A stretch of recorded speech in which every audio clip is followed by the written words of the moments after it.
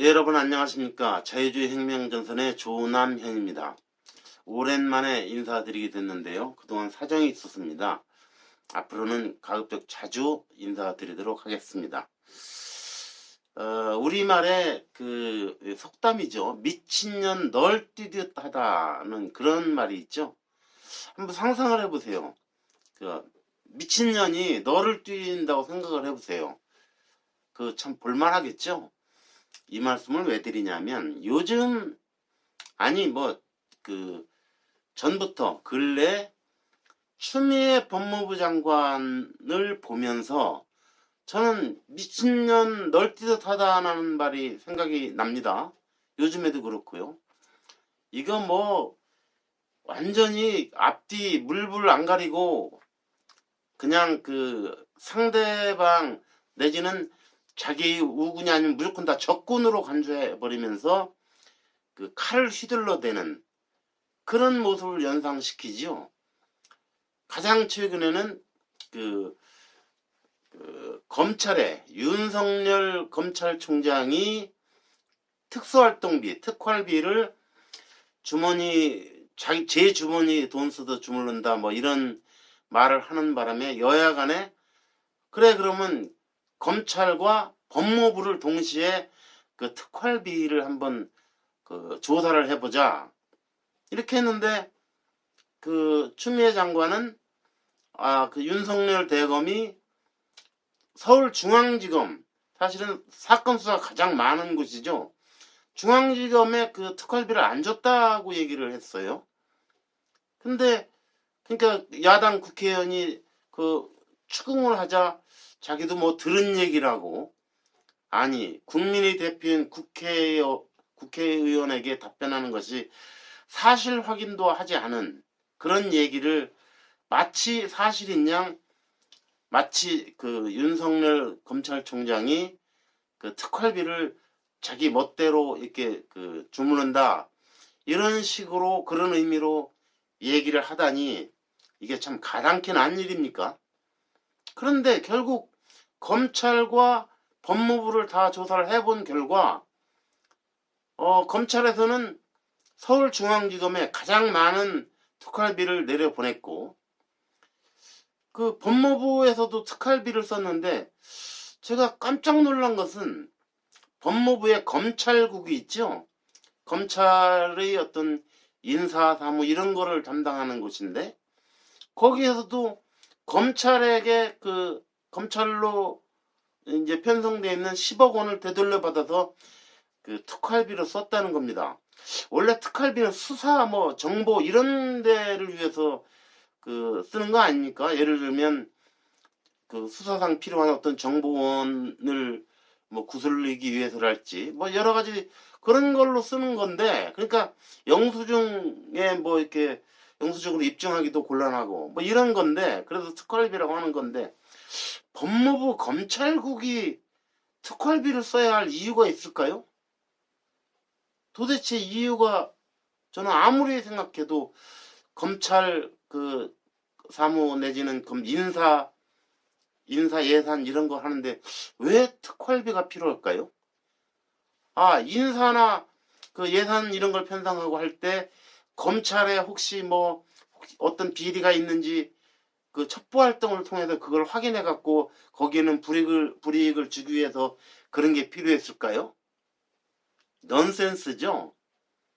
이건 오히려 이번 추미애가 검찰의 특활비를 감찰해야 되겠다고 하는 바람에 벌어진 일입니다.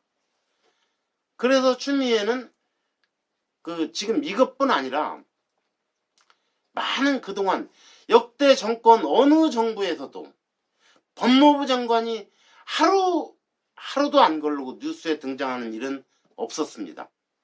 문재인 정권 들어와서 조국 법무부 장관, 단기간이었지만 조국 법무부 장관의 경우에는 아주 위선과 기만과 위법 이런 걸로 인해서 많은 구설수에 오르니까 뉴스메이커가 됐지만 그 직전에 박상기 법무부 장관만 해도 이렇게까지 시끄럽지는 않았어요.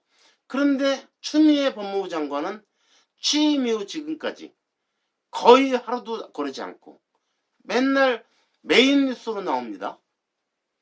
요즘 미국 대선에서 트럼프의 불복으로 인해서 시끄러운 판에 그 아주 세계의 온 그 언론들이 거기에 그 촉각을 곤두세우고 있는 판에 한국에서는 여전히 추미애가 중요한 뉴스 메이커를 하고 있어요. 왜 그럴까요? 왜 이렇게 미친년 널뛰듯 이렇게 앞뒤 안 가리고 칼을 휘둘러 대고, 또 심지어는 이런 말도 생각납니다. 선무당 사람 잡는다, 이런 말도 생각나요.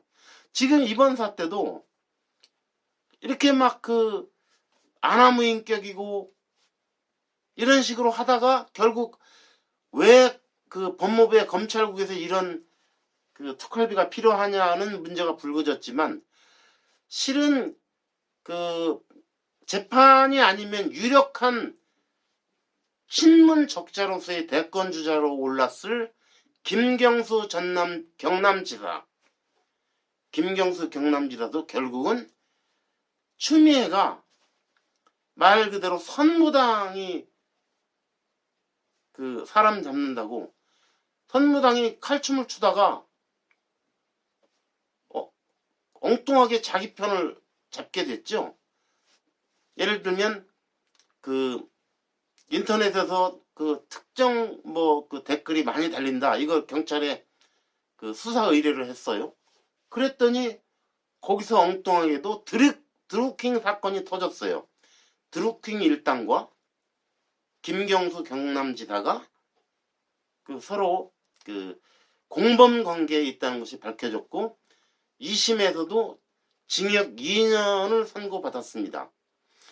사실은 그 시작이 추미애에서부터 시작된 거예요.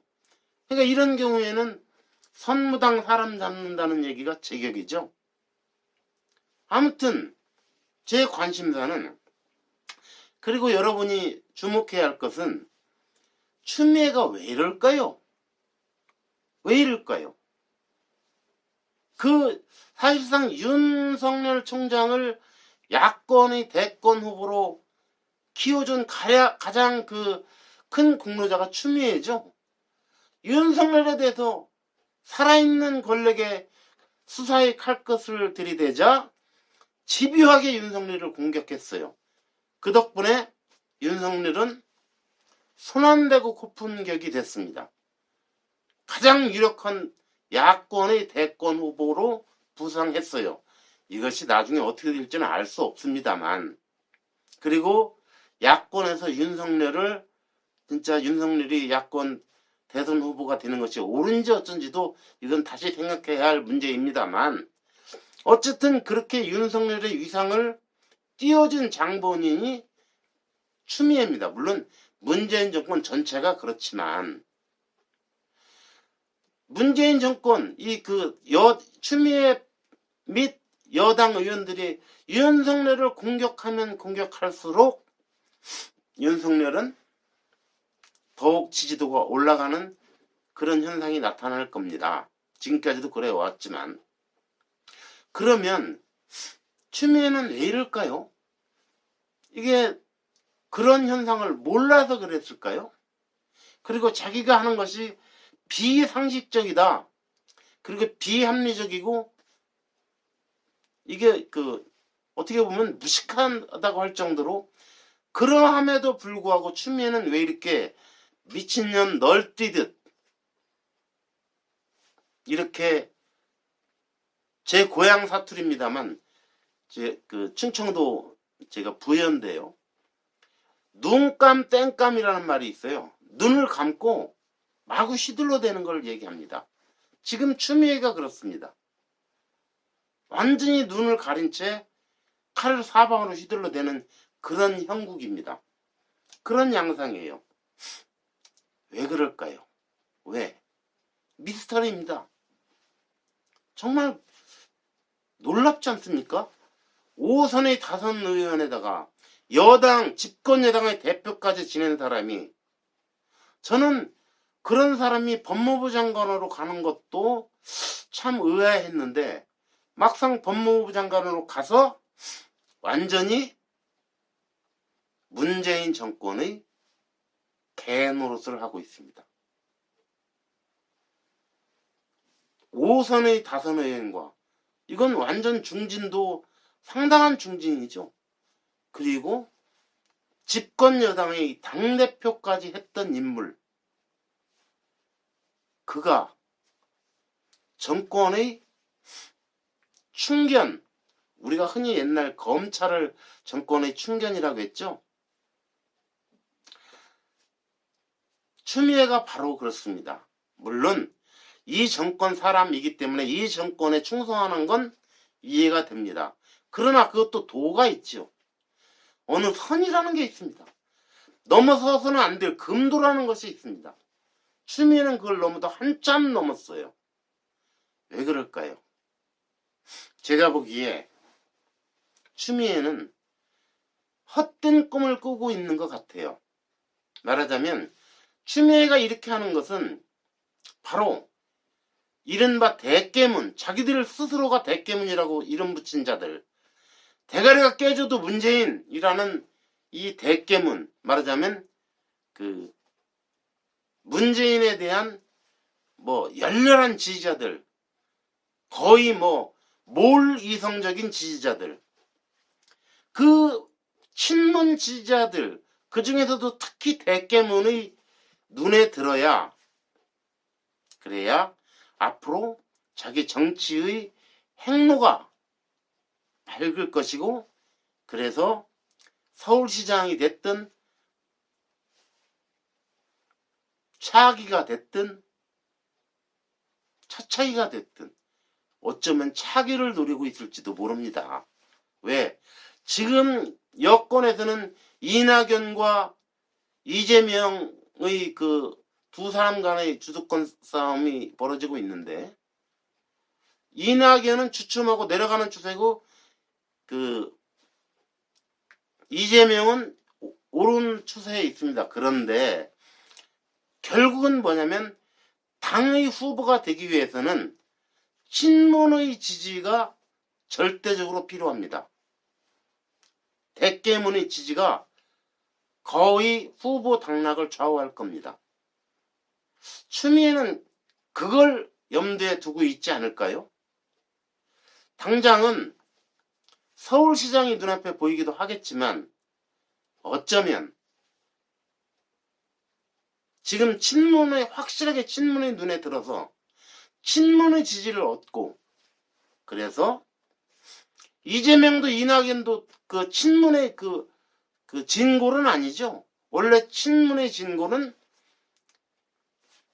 김경수 경남지사인데, 김경수는 고등법원에서까지 2년 징역형을 받았어요. 대법원에 가면 대법원은 범죄 사실을 반증하거나, 그러니까 그 사실을 뒤엎을 만한 새로운 증거가 있거나, 아니면 법리를 잘못 적용했거나, 그것이 아닌 이상 대법원은 고등법원의 판결을 뒤엎지 않습니다. 그렇다면 김경수의 대권의 꿈은 멀어져 가고 있다고 봐야 할 겁니다. 그러면 지금 이재명, 이낙연 둘이 경쟁하고 있는 것처럼 보이지만 잠재적인 또 용들이 꿈틀대고 있죠. 정세균 총리도 그 중에 한 사람일 수 있고, 추미애도 친문의 그 적자로 인정받을 걸 기대하면서 이러고 있는 게 아닐까요? 그런데 왜 이렇게 과도하게 금도를 넘어서까지 이러는 걸까요? 아마도 그건 추미애가 과거 노무현 대통령 탄핵에 대한 원죄의식을 갖고 있는 건 아닐까요?